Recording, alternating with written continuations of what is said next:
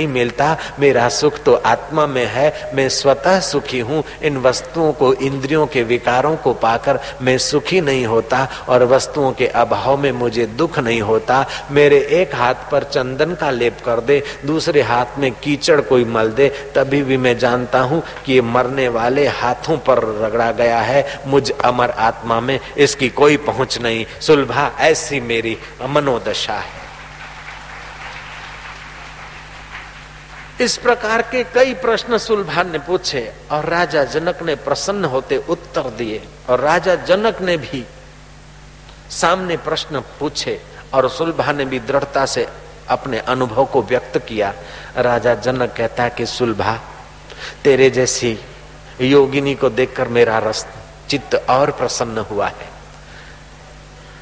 तू इस ऊंचे आसन पर बैठ और मैं तेरी अर्घ्यपाद से पूजा करूं। देखो भारत की संस्कृति, नारी को पूजा है।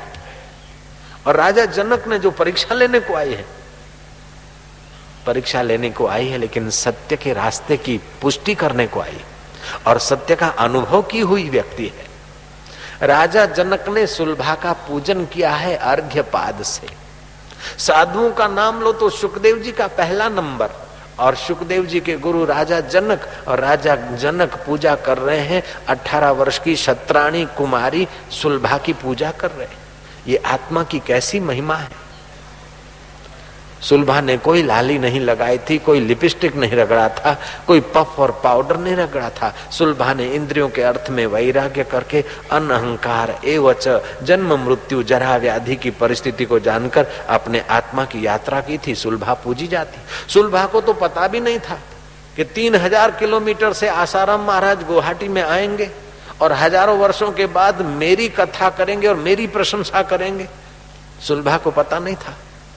लेकिन जो अमर आत्मा के तरफ चलता है उसकी यश कीर्ति और सुख भी अमर हो जाता है, और जो नश्वर भोगों के पीछे चलता है उसका जीवन मति और अंतःकरण भी नाश हो जाता है। इसलिए आप अमर आत्मा की बात सुनिएगा, अपनी अमरता को देखिएगा।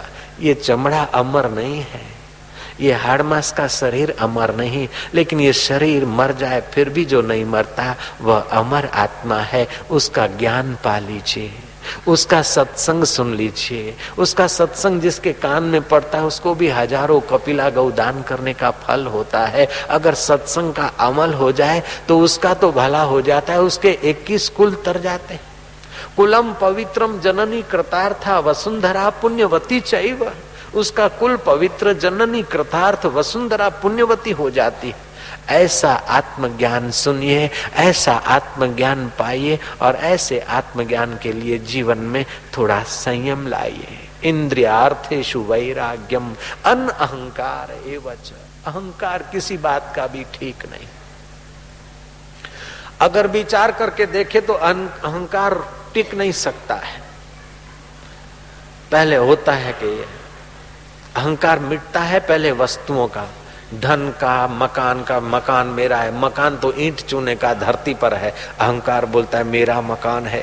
पैसे तो बैंक में पड़े और अहंकार बोलता है मेरे 2000 मिलियन डॉलर है, हमारे 2 करोड़ हैं, 2 लाख हैं, 50 लाख हैं।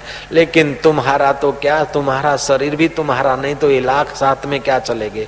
जिसको जीवन भर संभाला उनको अंत समय छोड़कर मरना है, और अंत में उनकी याद करते करते मरेंगे तो दूसरा जन्म गंदा होना है।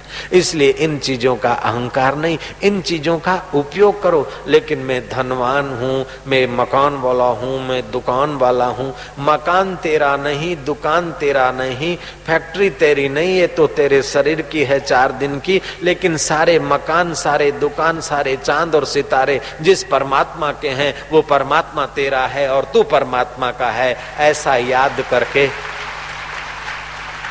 इन वस्तुओं के अहंकार को मिटाने का उपाय करना चाहिए। विद्या का अहंकार आ जाए तो आपसे भी बड़े बड़े विद्वान इस धरती पे आए और चले गए। धन का अहंकार आ जाए तो आपसे बड़े बड़े धनवान अमेरिका में बैठे और स्विट्जरलैंड में बैठे, वे भी बेचारे छोड़ के कई मर गए और कई मरने के लिए बैठे। अगर सत्ता का अहंकार आता है तो बड़े बड़े राजे महाराजे, एक छत्र राज करने वाले लोग भी चले गए, तो सत्ता भी कब तक। पड़ा रहेगा माल खजाना, छोड़ त्रियासुत जाना है। कर सत्संग अभी से प्यारे, नहीं तो फिर पछताना है। खिला पिला के देह बढ़ाई, वो भी अग्नि में जलाना है। कर सत्संग अभी से प्यारे, नहीं तो फिर पछताना है। किसी भी प्रकार का अहंकार आए तो भगवान के इन वचनों को याद करो। मैं सासू होने का अहंकार भी ठीक नहीं, और बहू रानी हूँ इसका अहंकार भी ठीक नहीं। मैं बड़ा विद्वान हूँ इसका अहंकार भी ठीक नहीं। एक मति में जो विद्या आई, ऐसी तो कई कितने ही विद्वान पैदा हो के चले गए। जिस परमात्मा की शक्ति से करोड़ों विद्वान पैदा होकर चले गए, करोड़ों धनवान आए और गए, उस परमात्मा को मेरा मानकर अगर प्रीति करता है तो तेरा मंगल हो जाएगा। बाकी तो रावण का अहंकार नहीं टिका, कंस का अहंकार नहीं टिका, सीजर और सिकंदर का अहंकार नहीं टिका, तो हमारा इन चीजों का अहंकार कब तक टिकेगा? इन अहंकार को हटाने का प्रयास करो, और अहंकार हटता है धीरे धीरे। जय राम जी की।